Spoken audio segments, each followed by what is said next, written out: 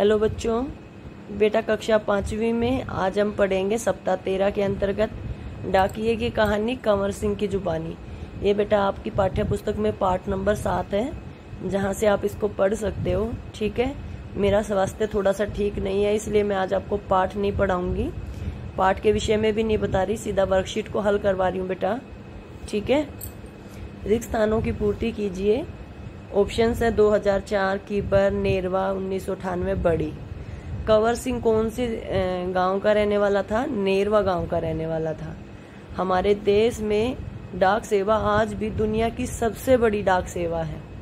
हिमाचल का सबसे ऊंचा गांव बेटा कीबर गांव है। कंवर सिंह को बेस्ट पोस्टमैन का जो इनाम मिला था वो 2004 में मिला था। नौकरी के दौरान कंवर सिंह के साथ जो दुर्घटना घटी थी वो 1998 में घटी थी। ठीक है, इनको भर लेते हैं, इस तरह से इनको भर लीजिएगा बेटा। ठीक है, कंवर सिंह नेरवा गांव के रहने वाले हैं। हमारे देश की डाक सेवा सबसे बड़ी डाक सेवा है। हिमाचल का सबसे ऊंचा गांव कीबर, और बेस्ट पोस्टमैन का पुरस्कार मिला था 2004 में, और उनके साथ जो घटना घटी थी वो 1998 में घटी थी।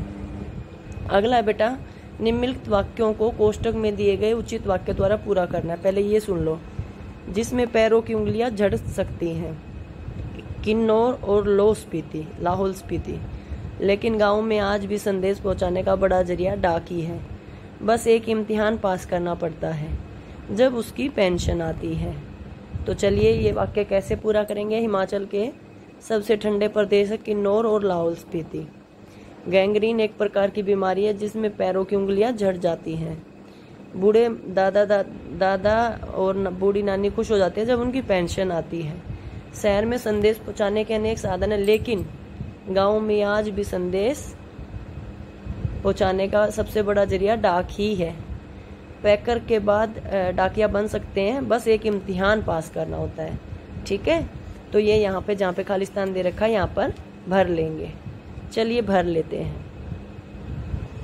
ठीक है बेटा, इस तरह से इसको पूरा कर लीजिए।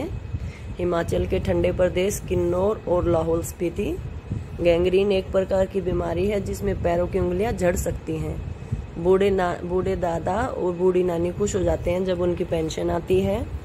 शहरों में संदेश पहुंचाने के कई साधन आ गए, लेकिन गांव में अभी भी संदेश पहुंचाने का सबसे बड़ा साधन डाक ही है।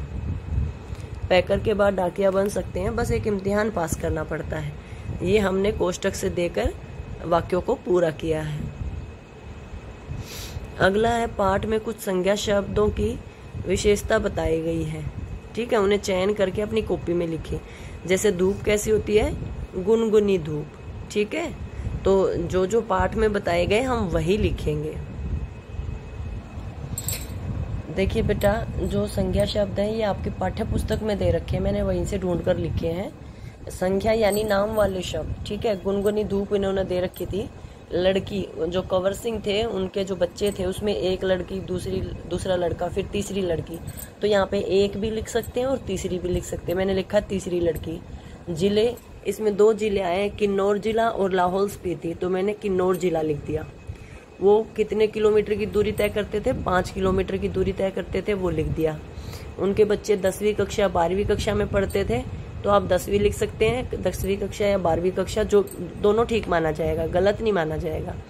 और पैर के विषय में बताया गया, जो एक बीमारी है बेटा जिसमें पैर की उंगलियां झड़ सकती है, उसमें पैर नीले हो जाते हैं। ठीक है, गैंग्रीन की जो बीमारी है, तो वहां से लिया हमने नीले। ये सब क्या है? नाम वाले शब्द। ठीक है, संज्ञा शब्द। अगला है, आओ जानकारी प्राप्त करें। आपको अपना नाम यहाँ पर लिखना है, माताजी का नाम, पिताजी का नाम, जन्म स्थल, आप कहाँ पैदा हुए और अभी आपके घर का पता। ये प्रश्न आपको स्वयं करना, इसको आप स्वयं करें। ठीक है। अगला बेटा, डाकिये का क्या क्या काम होता है? डाकिये का बेटा बहुत सारा काम होता है। चिट्ठी छांटनी, फिर जगह जगह जाकर बांट के आना। ठीक है,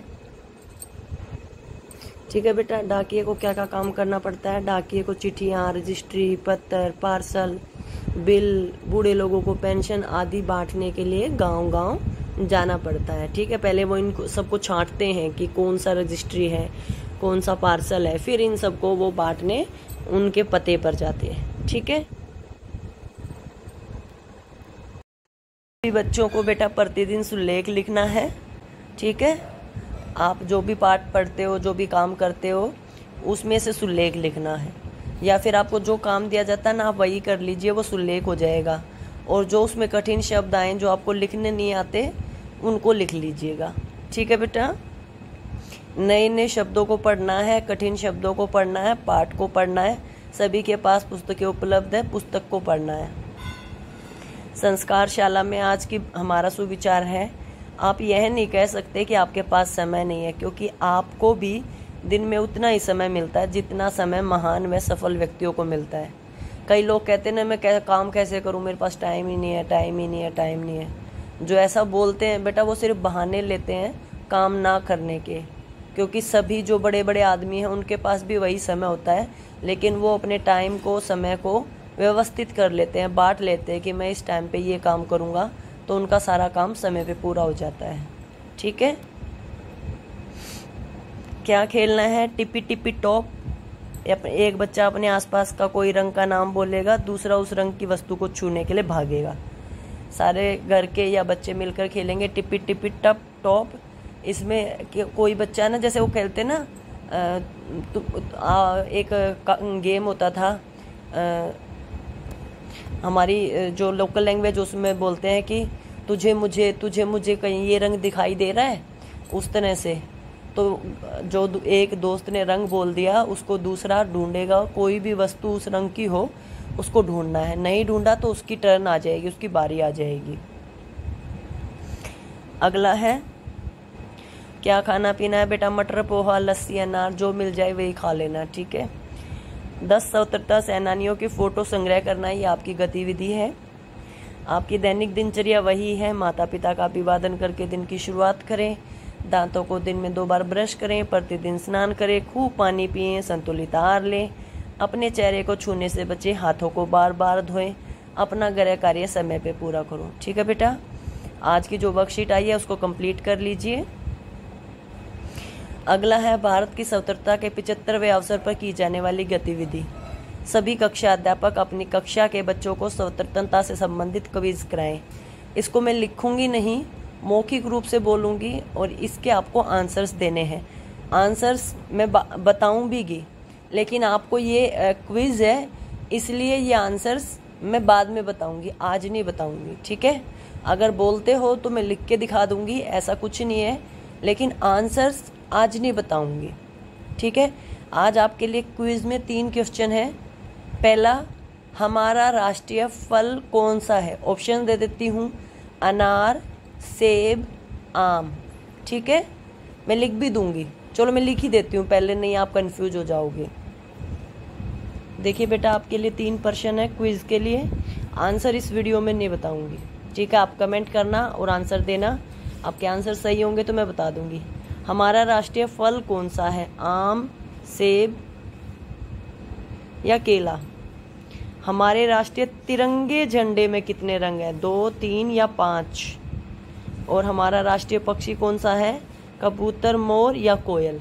आपको इनके आंसर्स देने हैं। ये आपकी आज की एक्टिविटी है और ये क्विज है, इसलिए आंसर नहीं बताऊंगी। पिछली वीडियो में हमने इनके विषय में जाना था, ठीक है बेटा। तो आप मुझे कमेंट करके इनके आंसर बताना। वीडियो अच्छी लगे तो लाइक करना, शेयर करना। जिन्होंने अभी तक चैनल को सब्सक्राइब नहीं किया, सबसे पहले सब्सक्राइब कर लो बेटा, ताकि जब भी सॉल्यूशन बनाऊँ आपको मिल जाए, ठीक है। वीडियो देखने के लिए आपका बहुत बहुत धन्यवाद।